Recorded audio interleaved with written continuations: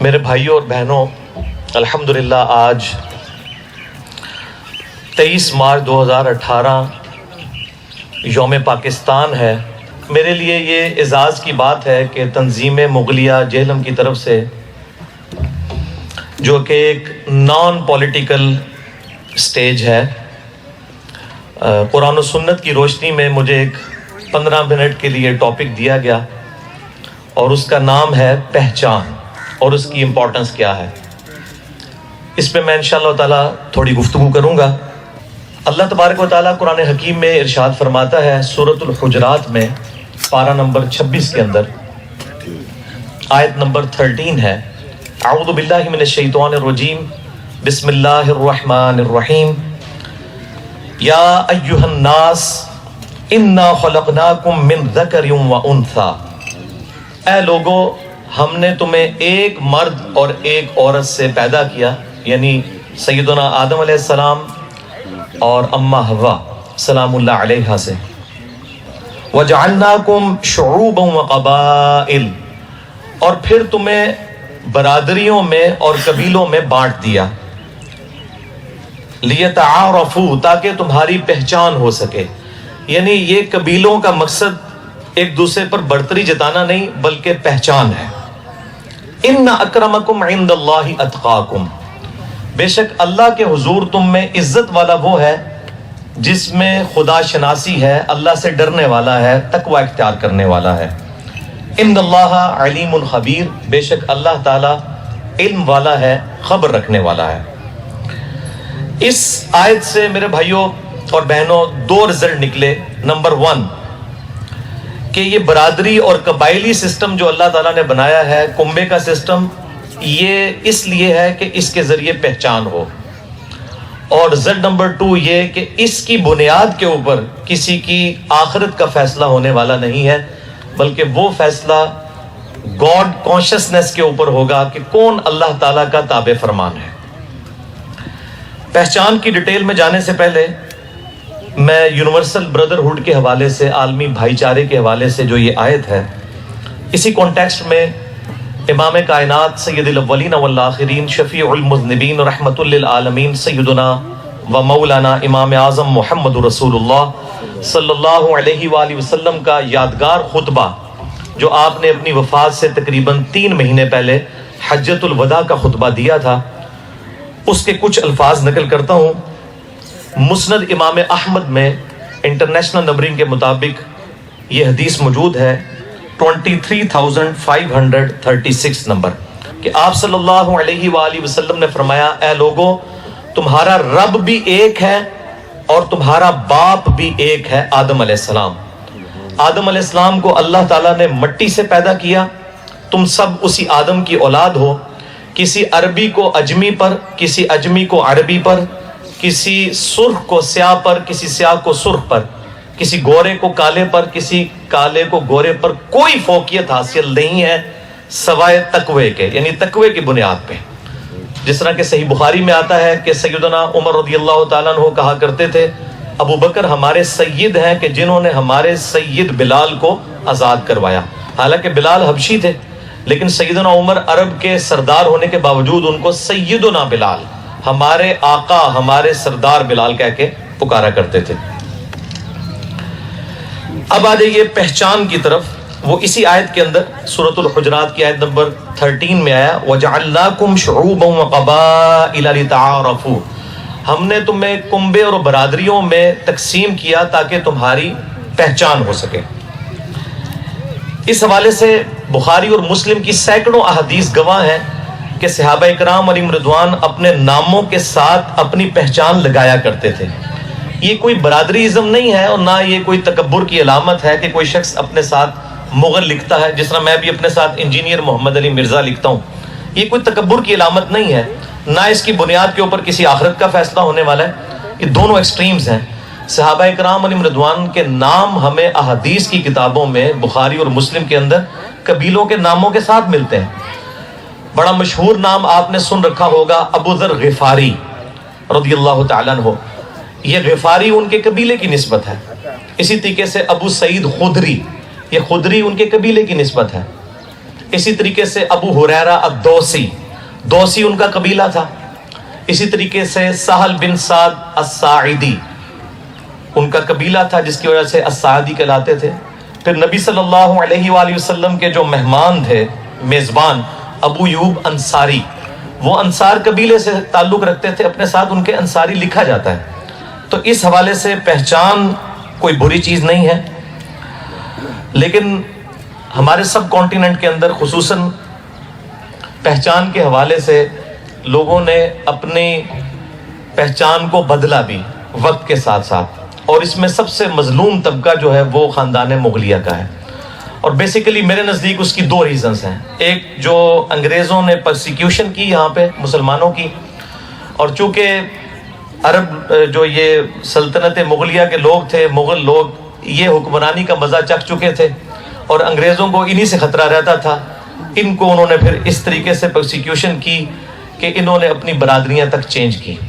اور دوسرا بہت بڑا حادثہ ہمارے ساتھ سب کانٹیننٹ میں ایک مذہبی طور پر ہوا کہ غلام احمد قادیانی دجال، جس نے دعوی نبوت کیا جھوٹا، اس کے نام کے ساتھ بھی چونکہ مرزا لفظ آتا تھا، اس کی وجہ سے یہ ایک لفظ بدنامی کا باعث بن گیا.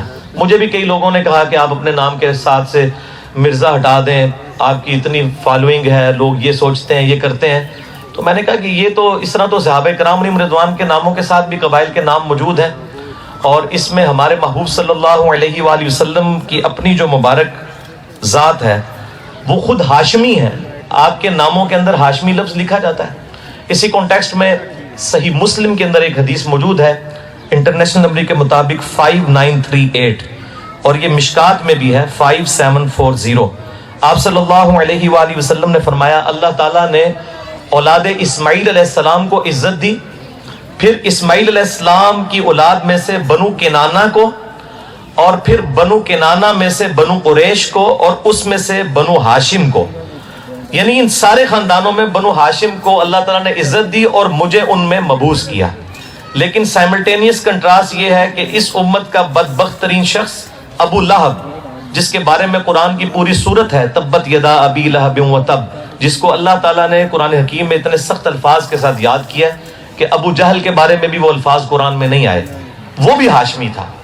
اب کوئی کہے جی وہ ہاشمی خاندان ہی بدنام ہو گیا ہے. ابو لہب چونکہ ہاشمی تھا اس لیے نعوذ باللہ نبی صلی اللہ علیہ وآلہ وسلم کو ہم ہاشمی کہنا چھوڑ دیں تو یہ بالکل غلط ہے. یہ میں نے لاجیکل آنسر دیا ہے. اگر مرزا غلام احمد قادیانی نے یہاں پر ایک فتنہ کھڑا کیا، اس کی بنیاد کے اوپر ہمیں لفظ اپنے نام کے ساتھ مرزا یا مغل یا برلاس یا چغتائی لگاتے ہوئے کوئی شرم و حیا محسوس نہیں کرنی چاہیے.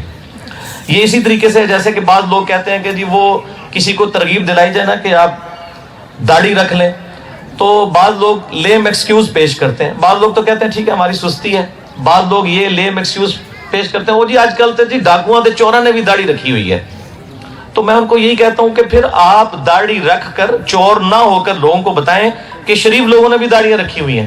اسی طریقے سے جو خاندان مغلیہ سے تعلق رکھنے والے لوگ ہیں وہ اچھے مسلمان بن کے یہ ثابت کریں کہ اگر ایک مرزا غلام احمد قادیانی تھا تو ہزاروں ایسے مرزا اور ایسے چغتائی اور برلاس اور مغل موجود ہیں جو کتاب و سنت کی تعلیمات پر چلنے والے ہیں. ناک پر اگر مکھی بیٹھ جائے تو اس کا یہ مطلب نہیں کہ ناک ہی کاٹ دی جائے، مکھی کو اڑانا چاہیے. یعنی یہ میں نے اپنا اس حوالے سے پوائنٹ آف ویو سامنے رکھ دیا. اب بالکل آخر میں ایک سائملٹینیس کنٹراسٹ اس حوالے سے پیش کر دوں تاکہ لمیٹڈ ٹائم جو تھا اس میں میری گفتگو مکمل ہو جائے. اور وہ یہ ہے کہ جو لوگ اپنے خاندانی شناخت کو بدل لیتے ہیں اس کے بارے میں کتاب و سنت میں کیا وعید آئی ہے. یہ مسئلہ کوئی کیجول نہیں ہے کہ ایک شخص جو ہے اس کا دادا جو ہے مغل تھا، آگے 3 بیٹے ہیں، 2 راجے اور جنجوئے لکھ رہے ہیں، تیسرا مغل لکھ رہا ہے. اور یہاں پہ تو جیلم میں کچھ ایسے مغل بھی ہیں جو سید بن چکے ہوئے ہیں، انہوں نے اپنی شناخت چھوڑ کے سید بن گئے. یعنی ڈبل قسم کے جھوٹ لگا دیے ہیں، نبی صلی اللہ علیہ وآلہ وسلم کے خاندان کی طرف اپنی نسبت کر دی ہے.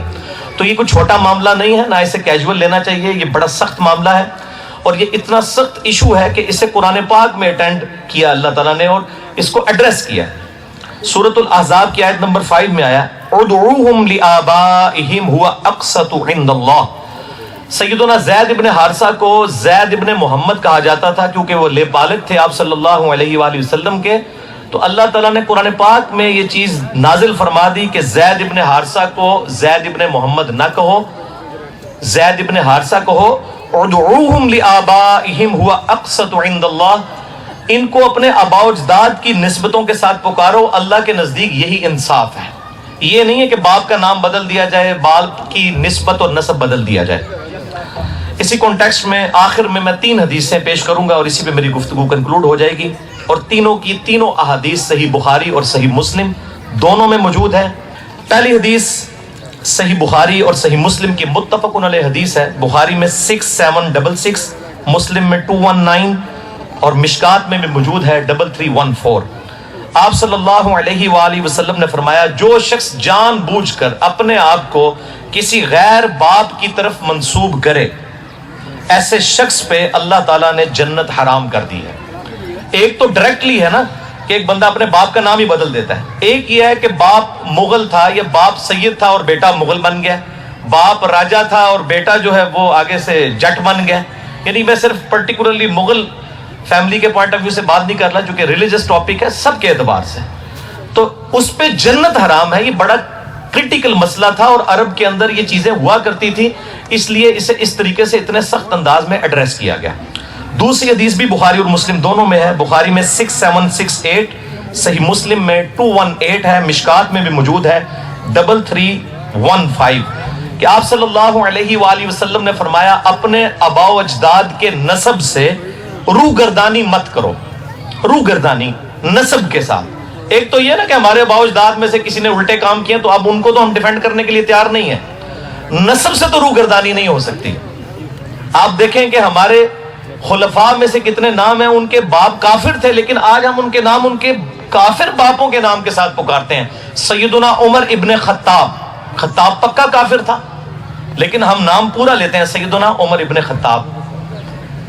اسی طریقے سے ابو عبیدہ ابن جراح جو ہے اس کو ابو عبیدہ نے خود قتل کیا، باپ تھا لیکن نام ان کا آج بھی اشرم وشرم میں ابو عبیدہ ابن جراح ہی لیا جاتا ہے، تو باپ کے نسب کو نہیں بدلا جا سکتا۔ تو اس حدیث کے اندر آتا ہے کہ اپنے آباء و اجداد کے نسب سے روگردانی مت کرو، جس نے اپنے آباء و اجداد کے نسب سے روگردانی کی اس نے کفر کیا، یعنی کفران نعمت کے طور پہ یہ اللہ کی ناشکری ہے۔ کفر کا معنی ناشکری کے معنوں میں یہاں پہ استعمال ہوا ہے۔ اور تیسری اور آخری حدیث بھی بخاری اور مسلم دونوں میں ہے، بخاری میں 1870، مسلم میں 3327 اور مشکات میں بھی موجود ہے 2728۔ سیدنا مولا علی رضی اللہ تعالیٰ عنہ علیہ السلام سے کسی نے پوچھا کہ آپ نبی صلی اللہ علیہ وآلہ وسلم کے اتنے قریبی ہیں، کیا آپ کو نبی صلی اللہ علیہ وآلہ وسلم نے کوئی خاص ایسے علوم سکھائے جو باقیوں کو نہیں سکھائے؟ تو انہوں نے فرمایا کہ نبی صلی اللہ علیہ وآلہ وسلم نے ہمیں قرآن ہی دیا ہے جو باقی امت کو دیا، اور ساتھ ایک صحیفہ انہوں نے اپنی تلوار کی نیام میں سے نکالا جس میں آپ صلی اللہ علیہ وآلہ وسلم کی طرف سے یہ وصیت لکھوائی گئی تھی کہ آپ صلی اللہ علیہ وآلہ وسلم نے فرمایا جو شخص جان بوجھ کر اپنے آپ کو کسی دوسرے باپ کی طرف منسوب کرے، یعنی اپنا نسب بدل لیتا ہے، اپنا خاندان بدل لیتا ہے، اس پہ اللہ کی لعنت، اللہ کے فرشتوں کی لعنت اور تمام انسانوں کی لعنت ہے جو بندہ اپنے نسب کو بدلتا ہے۔ اور اس کے اگلے الفاظ اس سے بھی زیادہ خطرناک ہیں کہ آپ صلی اللہ علیہ وآلہ وسلم فرماتے ہیں قیامت والے دن اللہ تعالیٰ ایسے نسب بدلنے والے شخص کہ نہ تو فرض قبول کرے گا اور نہ نفل قبول کرے گا، وَلِعَوْذُ بِاللَّهِ تَعَالَى۔ جتنا مجھے ٹائم دیا گیا تھا اس میں پہچان کے حوالے سے جتنا میسج کنوے کر سکتا تھا وہ کیا ہے، لیکن اس کو ایکسٹریم رویے پہ نہیں لینا کہ اس کی بنیاد کے اوپر کسی کے اندر تکبر آ جائے، یہ بھی ایک ایکسٹریم رویہ ہے۔ اور دوسرا یہ ہے کہ کوئی اس سے اتنی شرمندگی محسوس کرے کہ وہ اپنا نسب ہی بدل دے یا اپنے نام کے ساتھ لگانے میں اس کو تکبر خیال کرے یا شرمندگی خیال کرے۔ صحابہ کرام اپنے ناموں کے ساتھ قبیلوں کے نام لگایا کرتے تھے۔ غلطیوں کو ضرور ہائی لائٹ کریں، پازیٹیو چیزوں کی جو ہے وہ قدر کریں اور غلطیوں کو احسن طریقے سے ایڈریس کرنے کی کوشش کریں۔ اللہ تعالیٰ سے دعا ہے جو حق بات میں نے کہی اللہ تعالیٰ ہمارے دلوں میں راسخ فرمائے، اگر جذبات میں میرے منہ سے کوئی غلط بات نکل گئی تو اللہ تعالیٰ ہمارے دلوں سے معاف کر کے معاف بھی فرما دے، ہمیں کتاب و سنت کی تعلیمات پر عمل کرنے کی توفیق عطا فرمائے۔